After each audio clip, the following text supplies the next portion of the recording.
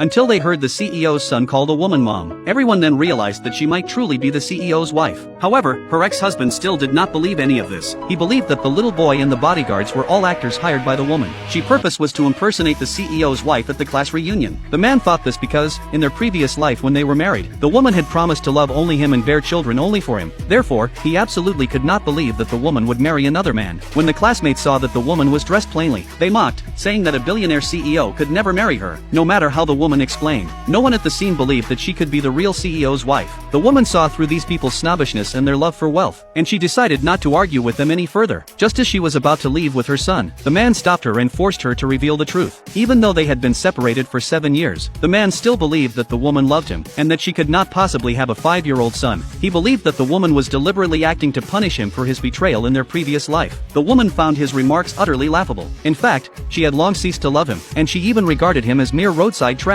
After all, her current husband was the world's richest man, with a net worth of $100 billion. Seeing that the woman was unwilling to admit that she was acting, the man had the other classmate lock the little boy in a room. Little did he know that this action would immediately come back to haunt him, because the CEO was ruthless. Anyone who dared to harm his wife or son would vanish from the face of the earth. At that moment, the CEO had already noticed that the name on the cake delivery receipt was not his wife's. Realizing that his wife might be in trouble, he immediately rushed, accompanied by his bodyguards, to the class reunion his wife was attending. After the little boy was locked in the room, he shouted that he wanted to find his mom, and in his excitement, his asthma was triggered, and he collapsed to the ground. When the woman heard that her son had collapsed, she was extremely anxious, and she wanted to go check on him, but the man pulled her back. At that moment, the man was still questioning whether the woman was acting. No matter how worried the woman appeared, the man still refused to believe that she could have a child. After all, in their previous life, the woman had loved him so much, even to the extent of giving up her medical research to marry him, and even delivering takeout to support his entrepreneurial ventures. No matter what, the man could not believe that the woman had already had a child. Seeing the woman desperately struggling and pleading, the man demanded that she kneel before he would allow her to leave.